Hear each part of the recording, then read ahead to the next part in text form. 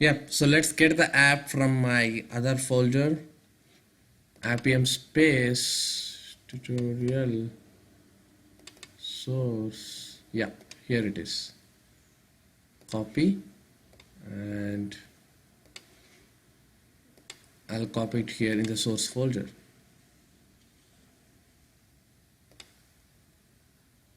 Perfect. Now I have my app here, so the app name is API demos, which we will be using in our next lectures to test and understand the mobile automation from this app. Because this app was officially provided by Appium, guys. It has lot UI functions, which it's a good practice for us to start with. Because if you want to scroll down, if you want to swipe, if you want to zoom, and if you want to, what else the native events we have in mobile as the mobile gestures. If you want to specifically long press, if you want to open the right click or context menu, so there are a lot of mobile gestures available for you, and we will see all of them in our coming lectures. And this app supports all of those gestures. So this was a perfect example to pick and to teach, because I have taken a lot of apps, but few apps doesn't have few gestures to explain, and few apps missing some other gestures. But this API demos app have everything. So this was the best example for you to explain all the topics. So that's why I have picked this. If you want to see that API demos app in my emulator, if you see that API demos, yeah, this is the app. So you can see how to handle with media, graphics, preferences, views. There are a lot of things to explore, which we'll be seeing in our coming lectures. Okay, so this is the app which I need to install and invoke in my Rahul emulator, right? You can simply right click on it, go to properties, and pass this path exactly into this, so that we are exactly showing that where the path is located. But as per coding standards, we cannot directly hard code the entire APK path. So better way of doing it is using a file method in Java. It's nothing weird thing. All this is all one-time effort. Okay, if you write this one time, and in every test you can simply copy paste. You need not reinvent the wheel all the time by defining these capabilities. Okay, import file java.io. Okay, so file fs. Let me complete this 2 steps and explain you. Fs. And copy this. Refactor.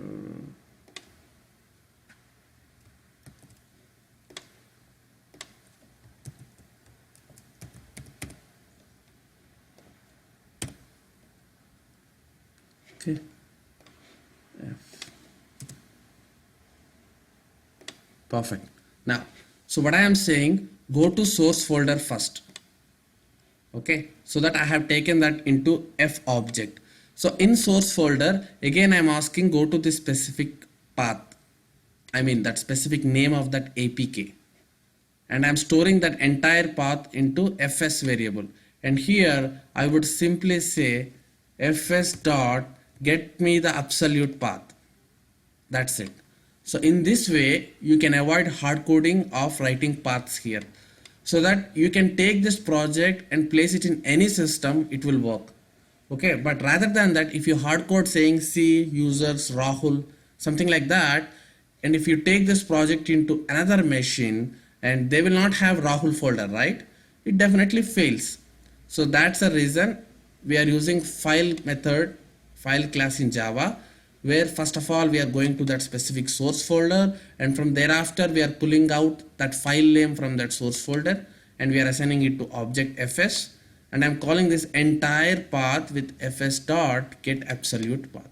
And this is the best way of handling it, because when you are working in real time there might be more than 4 to 5 people working on this automation, and if you have created a test with your local path and if you push into your Git or SVN, and if someone takes the code, and that doesn't work for them because it's in your local, right? When you say user slash Rahul and his name might be different, and that doesn't work.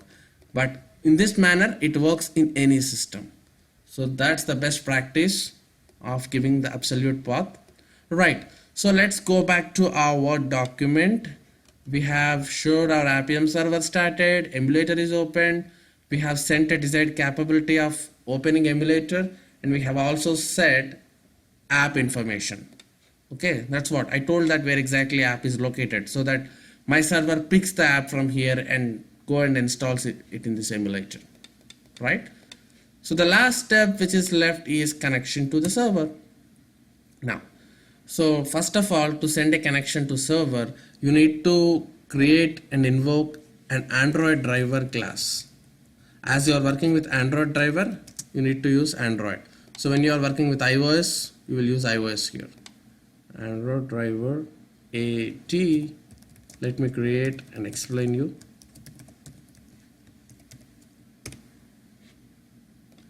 So this is how first we create a basic driver for Android, that is AD. Move your mouse here and import appium.java client Android. Okay, so here it was saying that you need to send some parameters. So in this driver method, let me write driver here. Okay, so this driver object helps us to automate all our tests. Okay, and from the next step, maybe if you want to automate each and every test scenario in the app, you will do with the help of driver object, because this driver object have capability of handling Android OS. But in this you need to send two arguments to this class. First argument is connection to server link,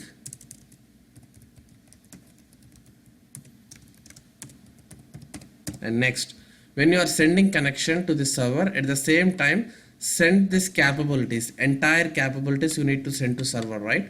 Now this cap object have these two capabilities. If you see cap.set capability, cap.set capability. So this object stores, cap object stores all this information, so that you can now simply send cap object, that's it. So server will retrieve this object and get that all the information. Okay, so you need to send these two parameters. So to server, we would only this step goes. Only this one step will be connected from your entire test to form a connection. So in this step itself, as a first argument, you have connection to server so that it connects. In this step itself, you have second argument called cap object, and it will open the cap object and gets all these capabilities, and then it invokes in the mobile. Okay, and in this step itself you have driver object, which is responsible for executing your test cases from the next step. Okay, so this was the key step in your Appium test case. So all these steps we have written to just send as an object for this step, right? And here you need to pass server link. So that can be done. Let me copy paste it here. Yeah, so there is a URL class where you can pass the entire string. So you might be wondered from where exactly I got this IP address. So server is staying at this specific IP address, so I'm asking to ping here. If you go back to your server, it says I am listening on 4723 port, 4723 port 0.0.0.0. That's nothing but your local host. In your local machine, it's listening on 4723. Okay, that local host IP address is 127.0.0.1. So that is common to every Windows machine. Okay, not only Windows machine, any network machine have their local host as 127.0.0.1. Not only in my machine, it's in every machine. So that's how their IP address runs. So if you are familiar with networking, you will understand that. Okay, so we know that it's in our local host. So this is our IP address for every local host in every machine. So I have given that instead of 4 zeros, and 4723 is the port where Appium is listening. So colon 4723, and this is like WebDriver, WD, WebDriver hub. So that is where we are actually invoking and setting up our connection to our Appium server. That's it. So this is the step you need to write. There are some errors in this step. Let's fix that. Firstly, move your mouse into that URL and import this java.net. Okay, people confuse and import the first one all the time, and they keep on saying that we are not able to run the test. So please use the second one. Okay, and then you will get one more error like this. Move your mouse again and say add throws declaration. Perfect. Now there is some yellow line here, warnings. Let's see that. Okay, so from the latest version, it is expecting to have some, references. You can say like this. I'm going to work on Android elements, right? Android element.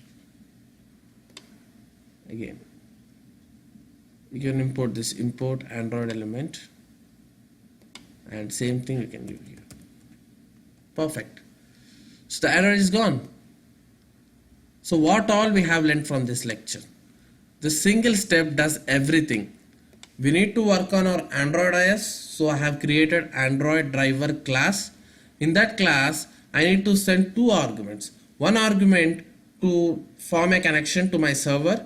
I know that my server is listening at 4723 port in localhost. So same thing I have given here. Localhost IP address :4723. So /wd/hub, which actually connects to my server. Right. First argument connected to server.